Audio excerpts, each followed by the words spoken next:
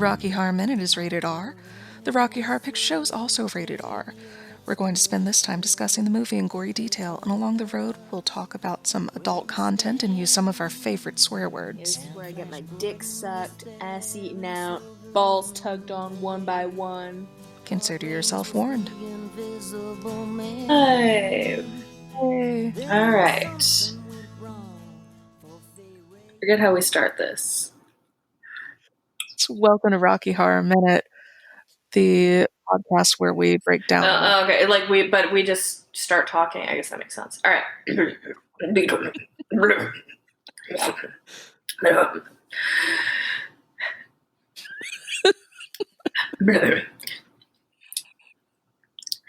Welcome to Rocky Horror Minute, the podcast where we discuss the Rocky Horror Picture Show in excruciating detail 1 minute at a time. I'm one of your hosts, Kelly. And I'm your other host, Leandra. And today we'll be discussing minute 45 of the Rocky Horror Picture Show. Leandra, what happens in minute 45? Well, first off, I thought that we had a guest. Have you gotten a hold of Bryon at all? He did leave us a voicemail. Did you not hear that? No, I don't think I did. Oh, okay. Let's let the listeners hear it too. All right. Hey, Kelly. Hey, Leandra. I got your message that Perry wants to meet me in the woods. Little weird, because usually Perry would just text me himself. He is my co-host of the Marine Corps Movie Minute, after all. But if you say so, I'm just heading there now. I'll call you when I get there. Hey, ladies. It's me again. I'm here, but I don't see Perry anywhere. You sure he said the woods? All right, well, I guess I'll just keep waiting. Talk to you later. Hey, it's me again. I don't know, I've been out here for a while, and I have yet to see any sign of Perry, or really anybody for that matter.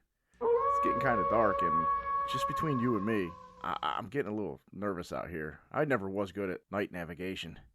I'm sure it'll be fine. Like I said, there's nobody out here.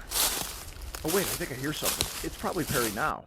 Hey Perry, I'm right here. Oh, wait, you're not my Perry. Wait, no! Ah!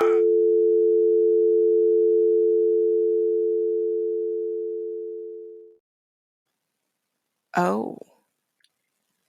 Yeah, so he's fine. Yeah, he's fine, and so is Perry. Perry's probably stuffed. Yeah, healthier than ever, really. Yeah.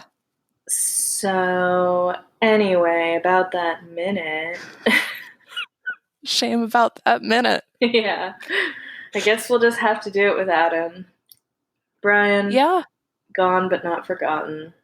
But also fine. Yeah. Oh, okay. Okay, so we are on minute 45. We begin this minute the way the last minute ended, with Eddie on the floor on top of Columbia, and they're aggressively making out? I think that's what we're calling that. I guess. Sure. The Transylvanians are dancing and singing along. Riff and Magenta bop themselves into the freezer. Rocky starts dancing, which seems to really piss off Frank. Columbia and Eddie roll around a bit more on the ground, with Columbia ending up on top. The Transylvanians do a kick line. Eddie gets on his motorcycle and plows through the Transylvanians up and then down the ramp. Frank locks Rocky in the elevator and then bursts into the freezer, breaking up the Riff Magenta dance party. And then he grabs something off of the wall. But we won't know what that is until next minute. The lyrics for this minute are pretty great, pretty profound. It's Bless My Soul, really love that rock and roll. Hop-a-tootie, bless my soul, really love that rock and roll. And then it's once more with that, for a total of 3 times. And then there's another sax solo, this one played by, I guess, nobody, maybe Brad, not sure. I never thought about that. And then Hop-a-tootie, really love that rock and roll, repeatedly, with the Transylvanians doing Hop-a-tootie, bless my soul, really love that rock and roll. Yeah, the lyrics are real thinkers in this minute. This is the part that I really hate when I'm singing it at karaoke, because I go, oh, this goes on for quite some time. Yeah, that's like, I'm really careful about choosing karaoke songs because I feel like I want to just die if there's any repeating lyric for minutes on end or just long instrumental breaks when I don't know what to do. I'm not a good enough dancer to just dance or anything, so What are you talking about? yeah. I Leandra's love when familiar with my coordination and general grace, so I think longtime listeners of the podcast have heard us talk about your dance moves, your falling on the ground skills, your aggressive flailing. yeah. It's all connected and beautiful. Yeah. So during my rewatch of this, just as prep for this recording, I noticed that Columbia says something off stage when Rocky is getting thrown into the elevator. It sounds like she's kind of like loudly squeaking, "It's all right," and then some wordless whining, and then something else. And I've listened to it several times and I can't quite make it out. Yeah, I never noticed that before.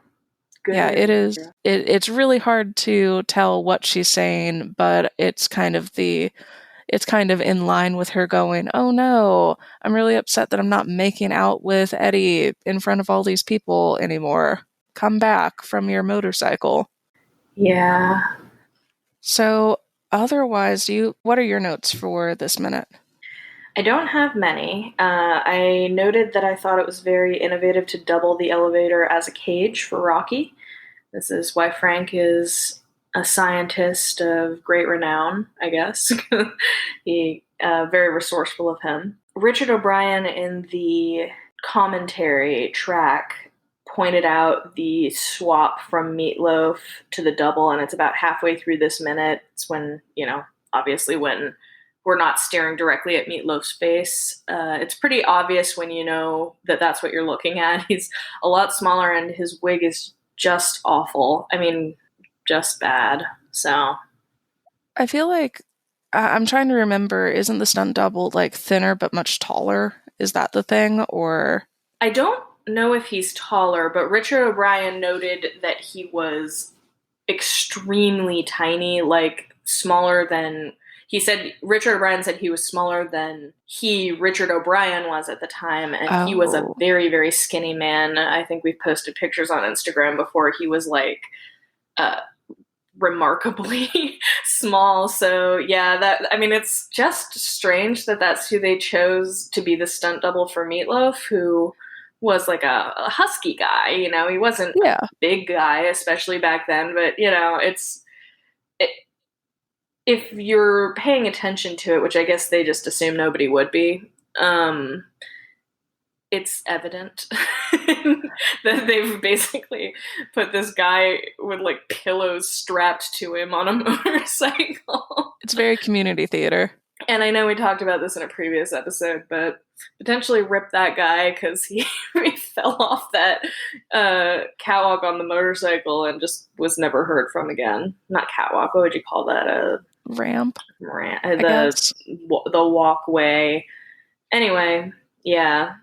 Richard O'Brien said like he was not okay. So And Patricia Quinn was like, "No, no, you don't understand. We never heard from him again." yeah, well, no, Patricia Quinn was the one going on the commentary track. She was like, "He's fine. It was fine," and Richard O'Brien was like, He was not fine. He was like never heard from again," Oh, that's right. which is, I think, very funny.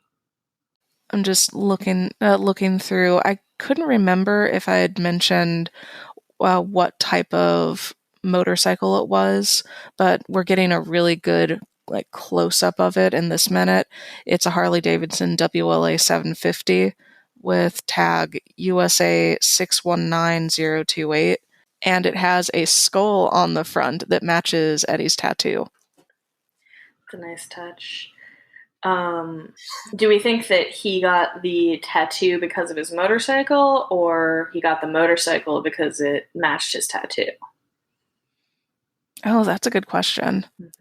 I would like to think that this is like Eddie Eddie's part of a gang, and that's the gang like insignia or something. Ooh. So So neither. It's an independent symbol. I like that too.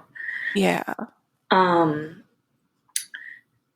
Speaking of hopping down or falling off the walkway, the I liked all of the Transylvanians panicking and jumping down from the walkway. I always particularly do we have like a nickname for the gray haired Transylvanian guy who's kind of tall? isn't that Tony Cowan? That's Um, probably the actor's name. I don't, you know, there's like the French Transylvanian. oh, That's how people tend to know them. But right. anyway, I'm not sure. um, what do you say, Tony Cowan? I, that might be Yeah. a lie. I'll have to go through my notes, and in fact, I'm pretty sure that's a lie. Okay. Well, watch this space, listeners. Perhaps we'll find out the name of this Transylvanian. I also could have looked it up and did not even think to credit the actor with this, but I just wanted to say I've always really appreciated his face in particular. He did a really great hammy, like "oh no" face as he jumps, and I also think it's entertaining that one jumps up onto the statue instead. I could not determine which one it was. I don't know if you know, Leandra. That I'm not sure. No lies. I think that one is Christopher Biggins. Oh, is Who's it? yeah on top of the statue, and he kind of knocks the statue head over. I didn't notice him knocking it over. It's whoever jumps. It's like onto the little ledge with the statue and like jumps up behind them. You can't really see their face. So, Yeah, I'm pretty sure that's Christopher Biggins. all right, another great moment for Christopher Dickens. Then Yeah, he's always hamming it up. always Sam hamming it up.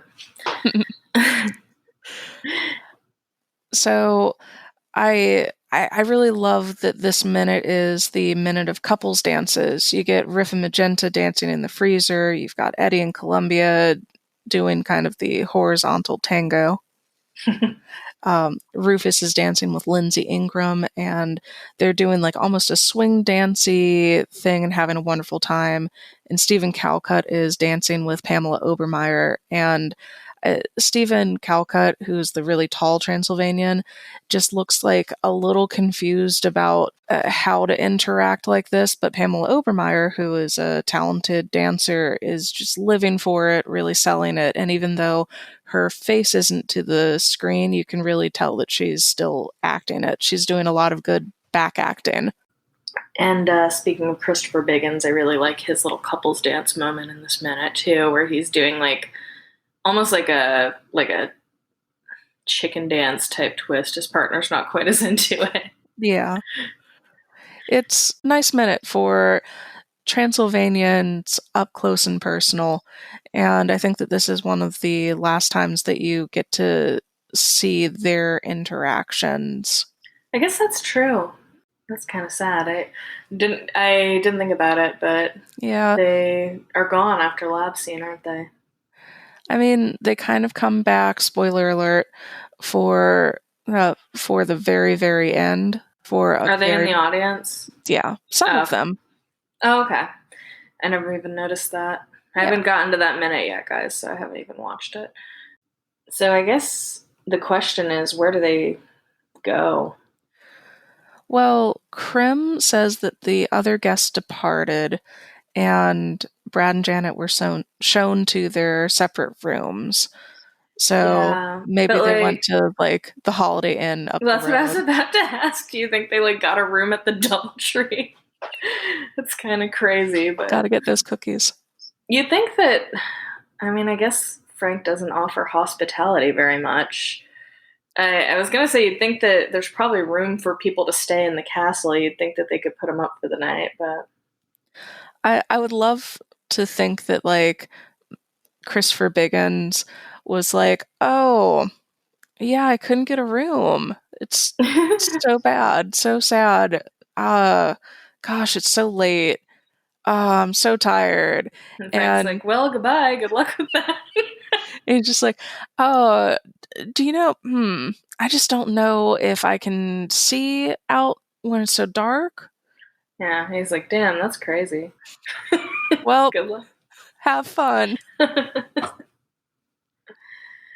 I don't know why I would think that that was Christopher Biggins who was trying to stay late, but I don't know. I feel like he'd be that one. I think you would. So other things that I saw, this is the minute where you get a nice close up of Eddie's finger tattoos. So there's love on one hand and hate on the other, and then you get these three rings on his left hand. He doesn't have any on his right hand, but on the pinky ring, there's this gold tone with a black iron cross ring, and those are often kind of seen with motorcycle enthusiasts and like biker gangs, that sort of thing. And at least in the US, it's a representation of like rebellion and uh, obviously before it was a representation of rebellion, there's a lot of like military significance, specifically German.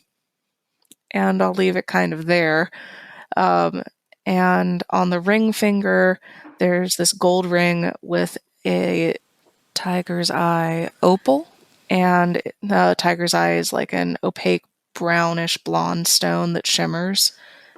And the significance with that ring is that it actually belonged to Meatloaf, and you can see him wearing it on the back album cover for Bat Out of Hell.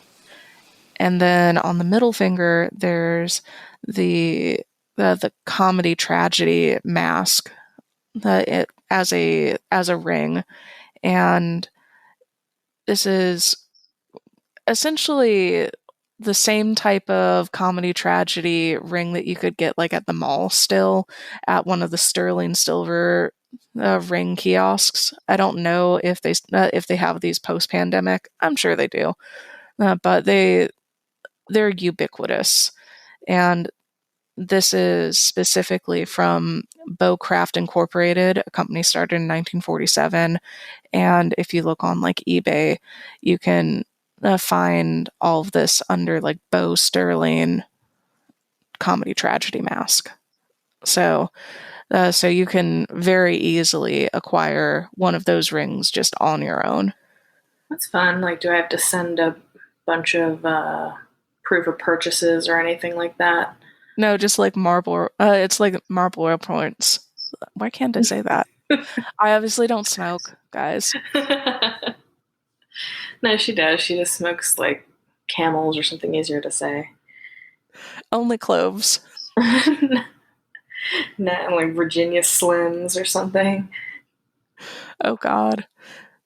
But I have like a couple more things to bring up, and it's that Meatloaf is on top of Columbia, or sorry, Eddie is on top of Columbia, and then he bolts up for one of the Bless My Souls, and Columbia kind of grabs a scarf and pulls him back down. And I'm just trying to think of how I would feel if I was making out with somebody, and instead of making out with me, they burst into song. I think I would die. I don't know. I've never had that experience, Kelly. um, well, I don't know. You did have that Muppet guy, Oh but God. no, I really dislike being sung at. I don't like being serenaded. I find it very awkward. I like singing. I like karaoke, and I specifically like karaoke because you're usually at a bar where there's like other stuff to focus on. You don't have to awkwardly be like staring at the person and reacting. So, just a little fact about me. Well, next time we go to karaoke, I'm going to expect you to come sit right in front of the stage while I sing at you, which is something that I used to do to Dawn. She'd go, I really don't like karaoke, and I really don't like when people sing like show tunes or meatloaf at karaoke, and I don't like when people change the words or like give shout outs to their friends. And it's like, cool, gotcha, okay, great. So let's go to karaoke. And then I'd do those things at her. And I'd sometimes be like, and it's Dawn's birthday, so everybody say happy birthday. in the middle of like the 30-second break in Come Sail Away. Yeah, she loved Yeah. that. It was never I her bet she birthday. did. Never her birthday when I do it. That's such a nice extra little thing. Yeah. And she'd go, I don't really want to go to karaoke. I don't think I enjoy this. And I'd be like, oh, I think you do.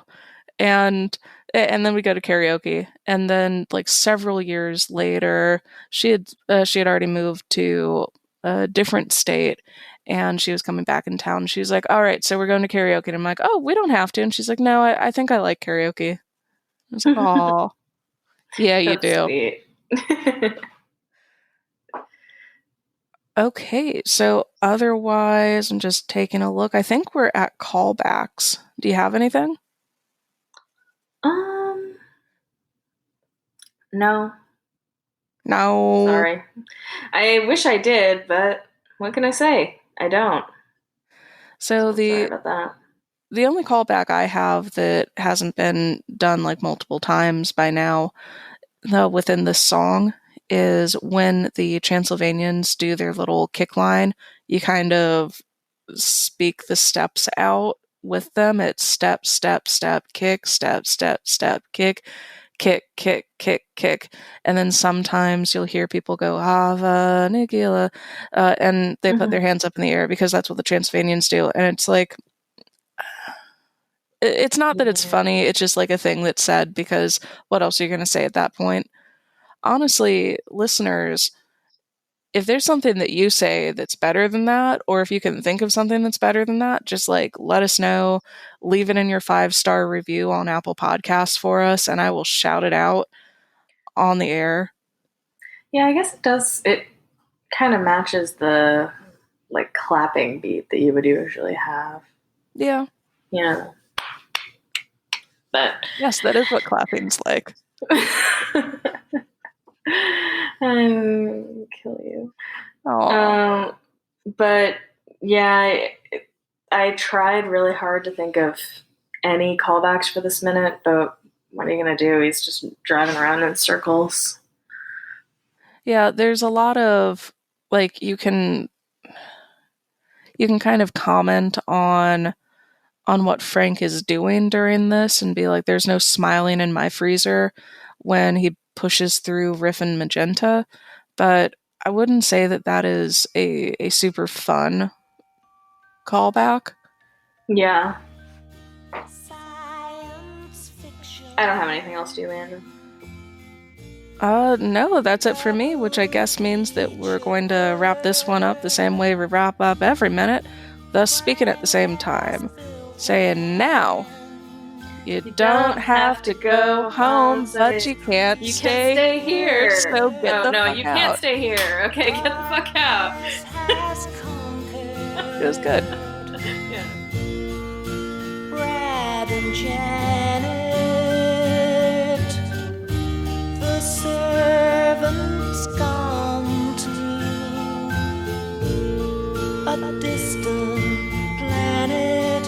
Whoa.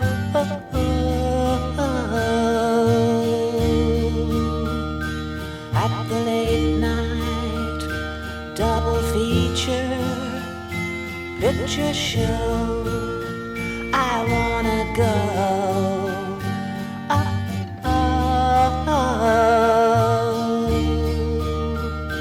To the late night double feature picture show.